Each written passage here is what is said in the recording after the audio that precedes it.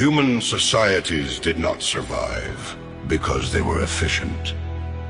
They survived because they were restrained, long before data sets, peer review, or institutional authority. People learned that unchecked behavior destroys families, fractures communities, and collapses civilizations, so they codified limits.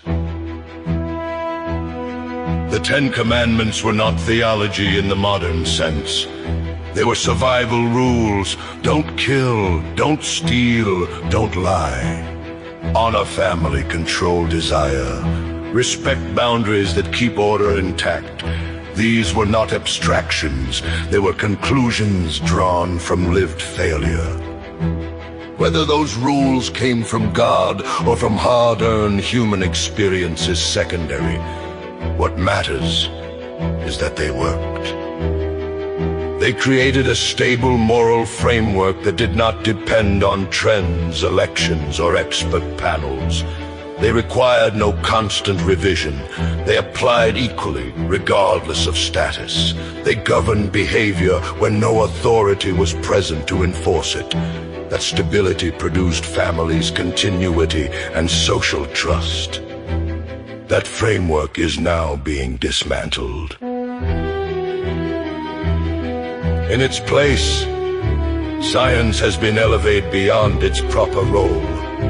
Not science as discovery, but science as authority.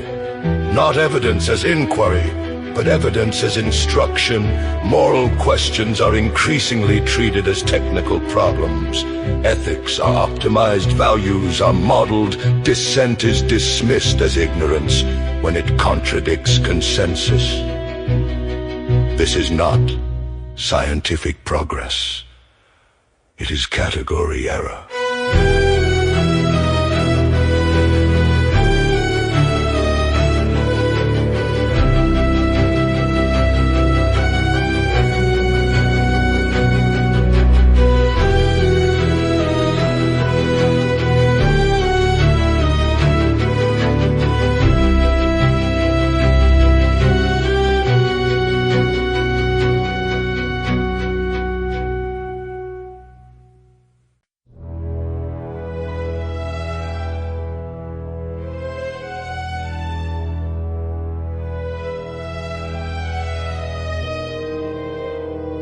Science explains mechanisms. It does not justify meaning. It can describe how a body fails, but not why a life matters. It can track behavior, but it cannot ground obligation. Loyalty, sacrifice, restraint, and responsibility are not measurable variables.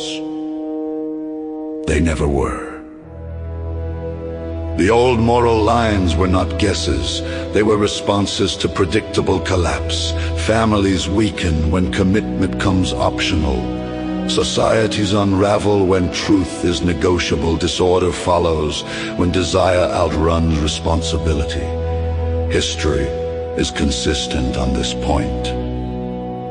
What is new is the confidence with which these lessons are dismissed.